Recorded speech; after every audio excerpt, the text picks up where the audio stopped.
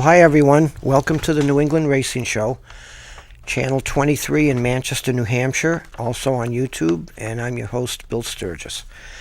Well, we went to Lee Speedway again last Friday night, and we taped the late model Sportsman race. It's the Lance Davis 50-lap memorial race.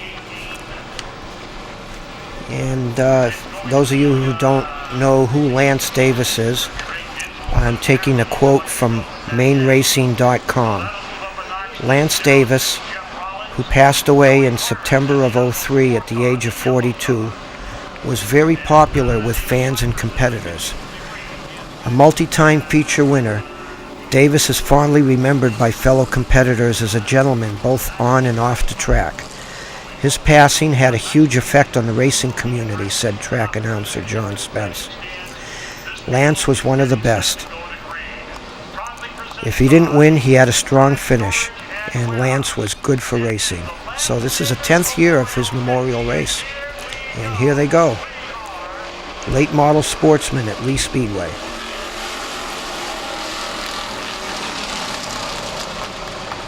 Well, somebody got a good jump there, and they didn't let that happen. The pole sitter is supposed to set the pace. But you know, the outside pole knows that if that's the case, he's going to get left behind, so he tries to anticipate what's going on.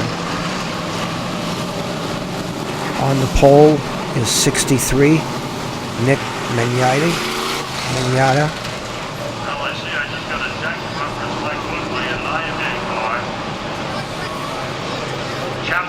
Summers suggests that one-way would have to have yellow tape on the rear bumper. All right, Bobby. Great idea. We got one-way. We'll try it again. I think that's Bo Green on the outside.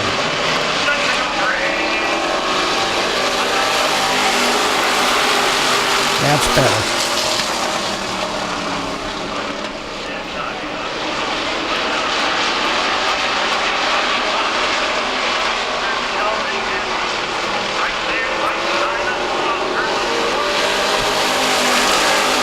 And there's Michelle Pushpansky on the third place, the 1%.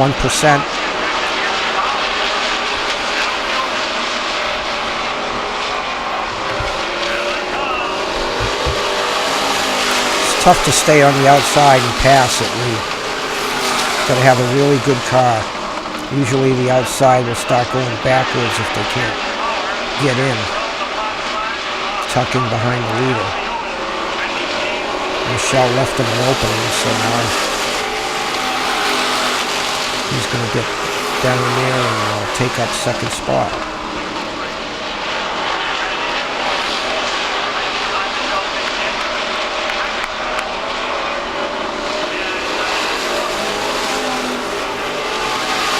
There's some two-wide racing in the middle of the pack.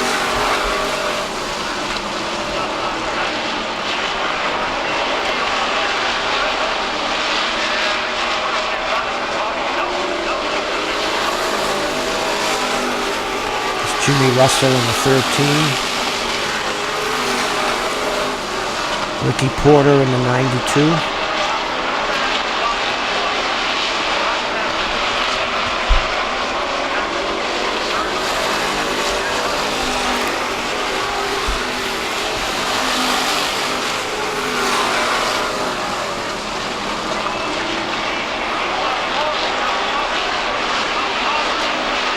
Jeff Rollins in the 02. He's won at least one feature that I can think of this year, maybe a couple.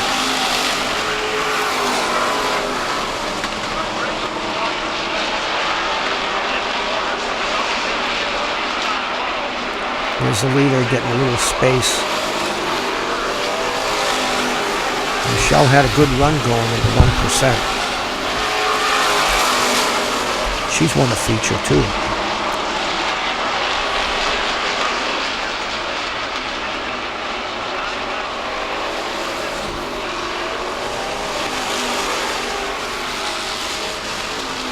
Trying to remember if she won a feature this year or it was last year. Everything blends together, but I know she's won at least one feature. And she runs right up front.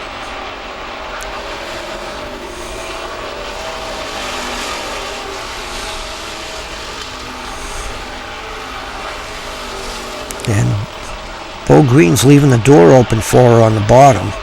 He might regret that.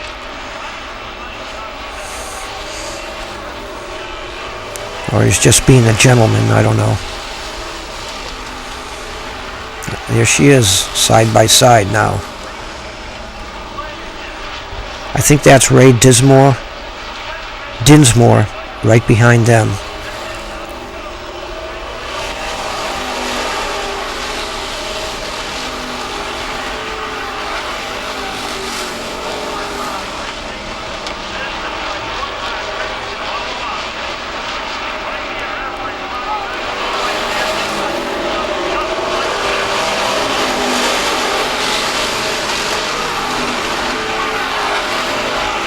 Meanwhile, the leader's checking out while everyone's fighting out behind them and slowing each other down. Oh, Michelle.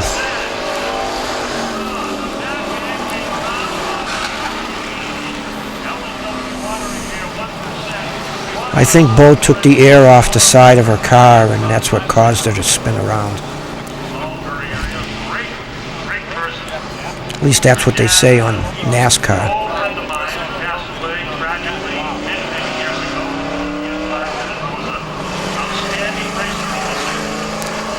Well, now Michelle's got her work cut out for her to go through the field.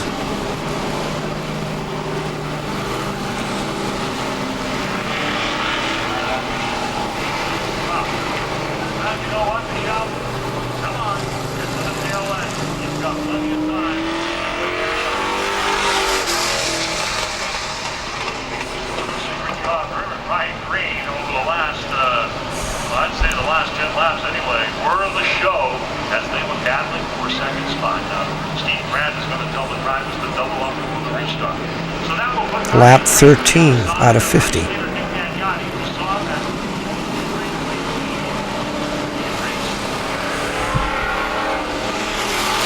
So there's Nick Magnotti on the pole. Bo Green outside pole.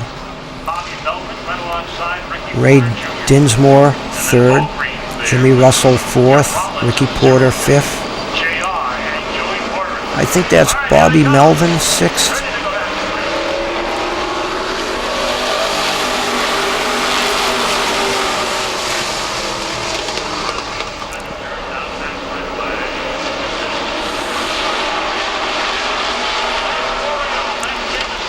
Bo Green's running the outside pretty well to hang in there like that. But Nick's car is really going. That's why he's able to pull away like that. Dinsmore in second.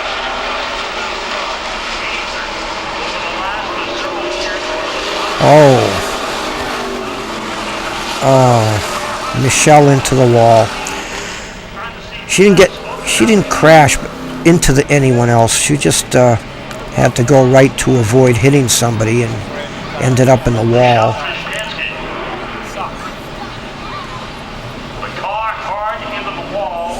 That's too bad. EMS folks on the scene here rapidly, and I'm going to come out here and assess her status.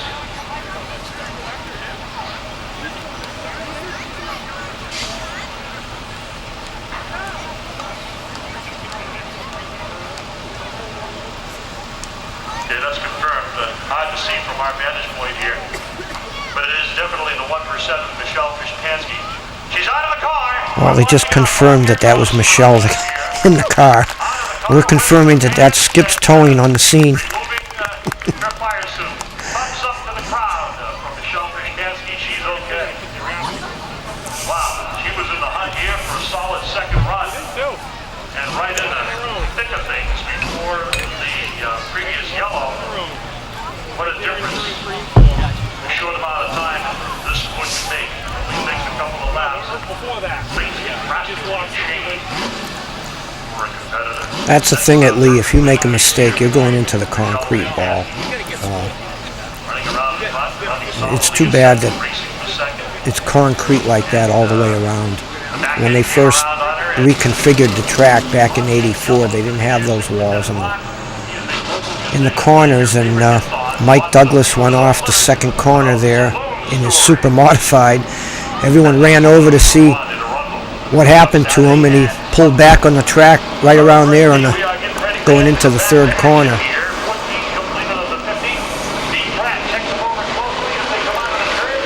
If he did that now, big time repairs on your car.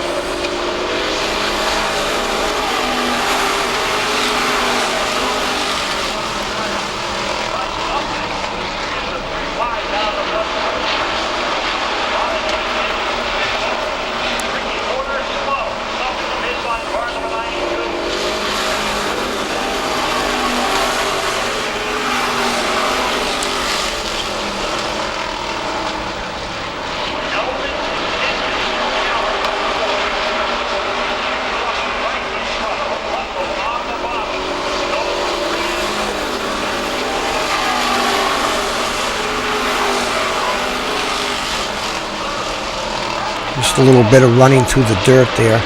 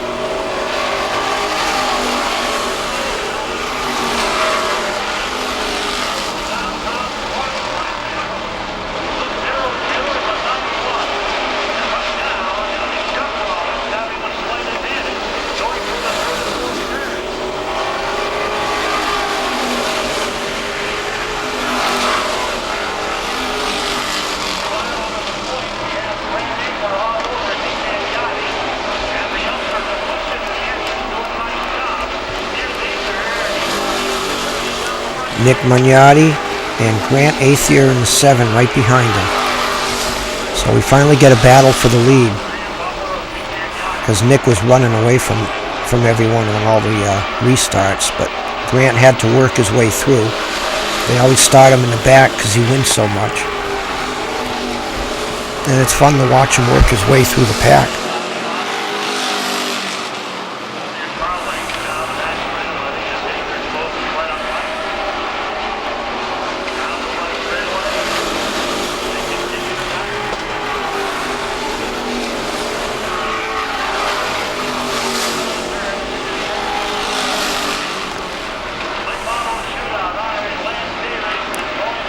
Well, they're coming on halfway, 25 laps.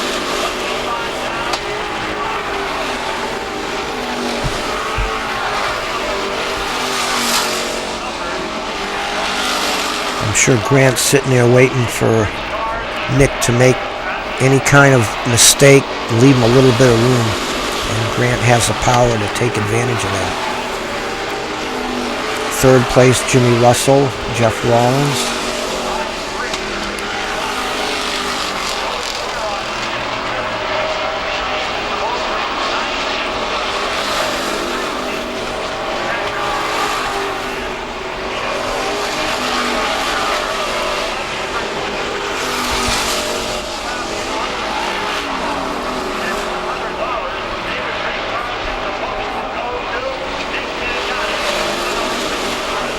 Nick's hanging in there.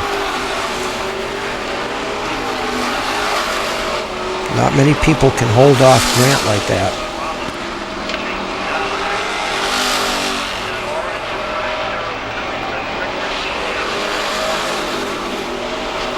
Little chrome bumper by Jeff Rollins. Moves Jimmy Russell up the track a little bit, and he gets under him. Must have been watching NASCAR. Must have been a Dale Earnhardt fan. Just shove people out of the way and pass them.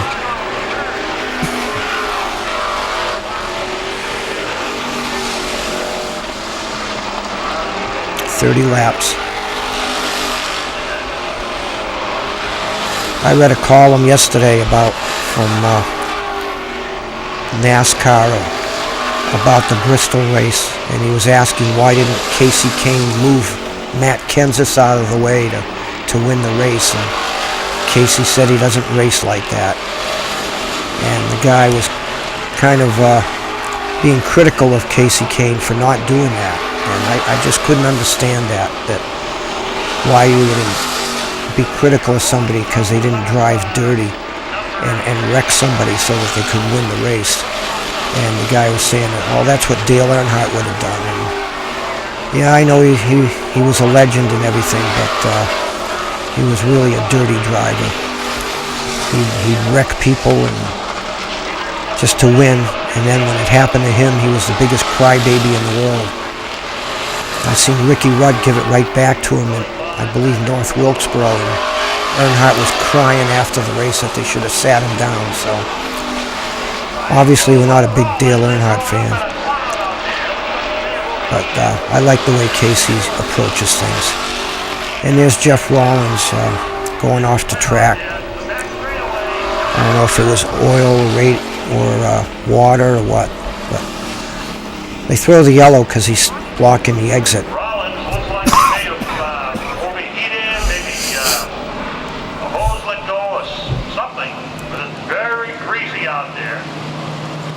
The oil, don't know from our vantage point here, but you go up in the cloud.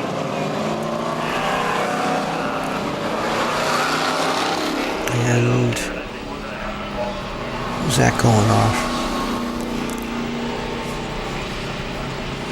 Yeah, here comes the crew. Going to come out and assess the situation anyway. Well, you can tell the drivers now, they're staying down low.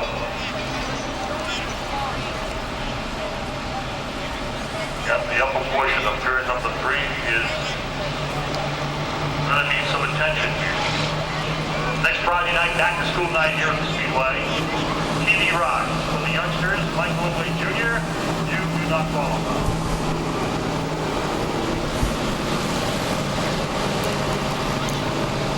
Well, Dale Earnhardt did race at Lee Speedway back in 1984 when they first opened, or 85, one or the other. They put him in a pro stock, and they had twin 30-lap features. I don't know where he started in the first one, but he won that. I don't remember him driving dirty. He was just a really good driver. Shows up, gets in a car that he'd never been in, and it was a good car. It wasn't a piece of junk. At a track he's never seen, and he beat all the regulars. So then they inverted the second race. So he started probably 20th, and he won that race too. So I mean, I got to hand it to him.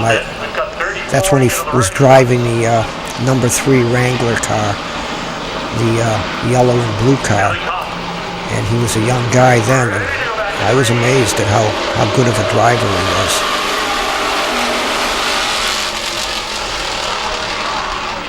So he beat all the local legends: Bobby Gahan, Mike Murphy, Buzzy Bezanson, who is, by the way, the tech man now at Lee, Danny Bezanson, Mike Whedon, all of those guys. Well, there's Grant taking the lead from the outside pole.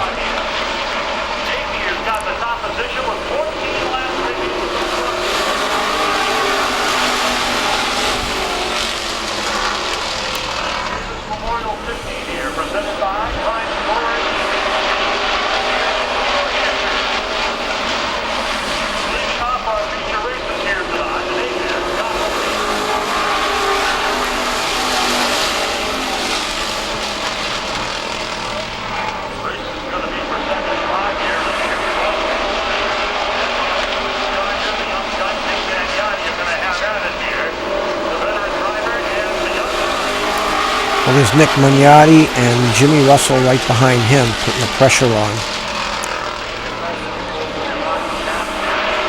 The yellow 4 car used to be driven by Albie Ovett. Albie has a red number 4 now. I think the driver for the yellow 4, his last name is Collins. I didn't really catch that, but he seems to be doing pretty well. That's a good car.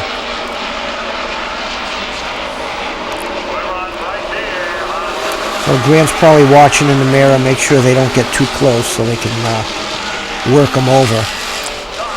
But he doesn't want to go all out and wear his tires out either. So he's got enough to keep everybody at bay here.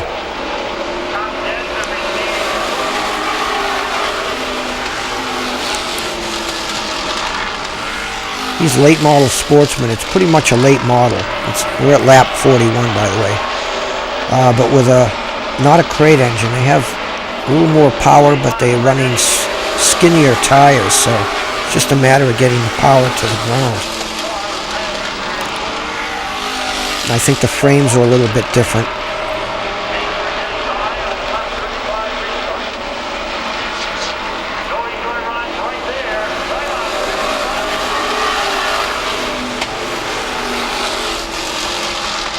I mean, they put on quite a show. If they had about 25 of those, it would be something else. They get about 15, and it's still a good show. You have a lot of battles going on in the middle of the field, or it's somewhere in the field at any point.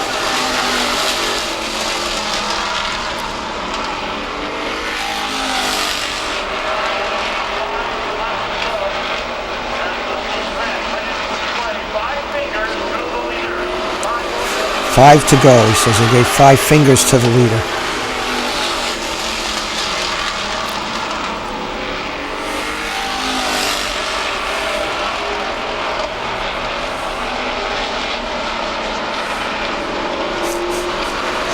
Reminds me of when my son was little. He'd say, "Daddy, how come all these people passing you are sticking their finger at you?" I said, "Well, they're trying to tell Daddy that he's number 1."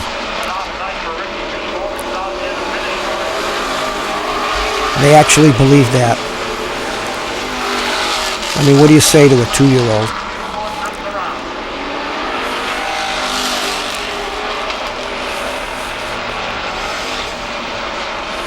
Two to go.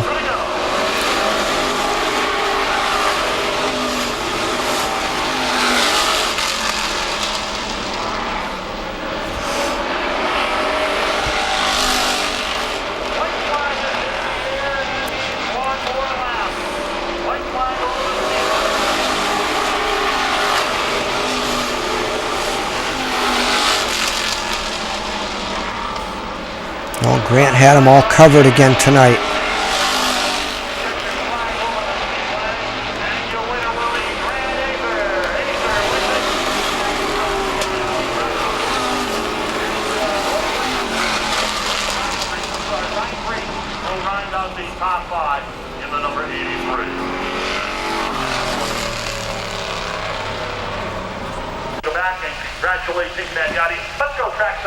They had the top 10 cars stop on the track because it was a special race for Lance Davis. Down here, but let's talk to our top 4 anyway. Let's get Joey over here first. And first night out in this number 4, and you think a 4th place finish. That's a good run for you tonight. Yeah, came out here to have a lot of fun. Can't thank Jeff Hill and his wife and Todd, everyone that worked on this thing. Jason, and first time I've been to one of these things since 2007. Figured with the past 4 inaugurations for a whole month in August, caught up on here and having fun, and had a lot of fun tonight. Hopefully, maybe Jeff will let me have a few more times here in the future. I was going to say, enough fun to get you back next week. I think Todd will got it next week, but I'd like to at least do some extra distance races maybe Todd this year next year. Congratulations. Checking the tires with a pyrometer, make sure nobody's treating their tires or something. Russell with a great run. Jimmy Russell, 3rd place. Top 3. Nice go. Thank you, sir. Did pretty good, one year better. Yeah, not bad at all. And I tell you what, you really did fight your way up there, and it was a very strong finish. Thank you, it was a lot of fun. Good finish. I thank my sponsors. Bruno Hot Rods, Buxton Oil, Music Consulting, Traditional Mortgage, Pioneer Excavating. Thanks to Dean, Mel, Joe, Paul. Appreciate it. Congratulations. Thank you. Third place finish for the third That's team. Pete Falcone interviewing people. About 35 laps or so. Nick Magnotti, second place. Yeah, no, we had to get the lead early. We started on the pole, so the best thing we could do was just try to get the lead for caution. I know Greg's probably back there saving his stuff, but I wasn't in a position to do that. So we were out there cruising, the car was going good. The restart with him just a little bit too tight. We kept it down and cleared, and that's about it. Well, you got to feel good finishing second to that guy. Yeah, I'd like to thank everybody at RMS Racing for doing it. David's Race Cars for sponsoring the race, the bonus that we got, and we had a little season from here tonight. Congratulations. Thank you. Good job, a strong second place showing. Nice looking car too. He's just waiting to pounce. Is that the case? They've got a fast car. They had a little more than he did, but I don't honestly know if we're enough to get around at the end for that. They were mistaken, he didn't make any. So the yellow came out, and I saw his car was getting a little tight before the yellow came out, so we just approached the restart. Well, this is a big one for you when an extra distance race get a big piece of hardware, particularly it being the Lance Davis Memorial. You know, Lance is an awesome, awesome guy, and I'm sure he's proud of not just me, but everybody that participates in this. And Ricky Porter and Luke Tangway, they do the Davis going to do a ton for this race with the trophies that they're taught at. So this is for Lance, and hopefully we'll be back here for next year. It's a great event. So. Congratulations on a big win tonight. Thanks. I got to thank some sponsors. Wholesale, Casey's All Wholesale, East Electric, James R. St. Jean, and FF Performance Parts again for an awesome order. It's a real cheap one. We built it with the stuff that we had, and it's all together. So we're really happy. Congratulations to Nick. That's twice the yellow came off of the possible race. So go get it. Well, I told him to finish second to you was almost like a win for him. So, but congratulations to you on the win tonight. Thank you very much. And again, I got to thank all my guys that work on the car. They all the way out. My girlfriend and mom's here. Russ Nutting. He's pretty smiling. He's lives for it. Excellent. Thank you very much. Well, Grant's got the Victory Lane speech going pretty good. He's been there enough times. This is sponsor Jim St. Jean, auctioneer. Sponsors a few other cars too.